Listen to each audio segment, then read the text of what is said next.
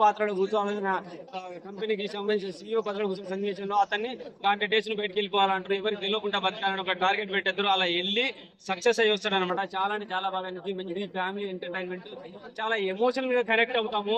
ఆ రాత్రి నువ్వు కొంచెం బయట కొంచెం ఇష్యూ జరుగుతుంది, ఆ ఇష్యూ గురించి సినిమా థియేటర్ లో ఒక్కరు కూడా సపోర్ట్ చేయలేదు. ఓన్లీ సినిమా సినిమా సినిమా సినిమాలో లీనమైపోయినారు. పురుషుల్లో ఉత్తముడు, నిజంగా పురుషోత్తముడు. రాజమౌళి పాత్ర ఎంత అద్భుతంగా ఉందంటే ఇదే కనుక ఒక మహేష్ బాబు ఒక ఎన్టీఆర్ కో అవతల రోడ్ ఇతర రోడ్ బ్లాక్ అయిపోయింది. రాజస్థాన్ మాత్రం మంచి సక్సెస్ తీసుకున్నాడు. సినిమాకు కావాల్సిన కామెడీ ఉన్నది. బ్రహ్మానందం గారు వచ్చినప్పుడైతే అల్లరి అల్లరి చేస్తారు. పోలీస్ స్టేషన్ లో కుర్చీ తీసుకొని మాట్లాడి కొడతారు, ఒక డైలాగ్ కొడతారు, రచ్చ రచ్చని థియేటర్ లో. అలాగే ఇద్దరు కమెడీలు కూడా ఉన్నారు, చాలా బాగా అనిపించేస్తుంది. ప్రకాష్ రాజ్ గారి పాత్ర కూడా వచ్చింది, చాలా బాగుంటుంది. అలాగే రాజు తరుణ్ గారికి శర్మ అని ఉంటాడు, ఆయన అజిత్ శర్మ ఉన్నారు. అజయ్ శర్మ ఆయన ఆయన ఎవరు పురంలో హీరో తండ్రి ఉంటాడు, ఆయన పాత్ర ఆయన అయితే సూపర్ అనిపించేస్తుంది. సినిమాలో రమేష్ నగర్ ఉన్నారు, చిన్న విల్లిజం చూపిస్తుంది. ఎండింగ్ వచ్చిన ఆమె కూడా మారిపోద్ది. నిజంగా ఏ పాత్రను కూడా తీసివేసినట్టు లేదు, ప్రతి పాత్ర చాలా అద్భుతంగా ఉంటుంది.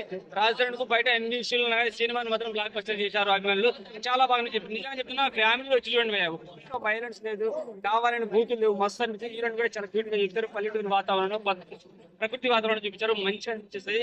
చాలా బాగుంది, నాకైతే బాగా నచ్చింది. Thank you.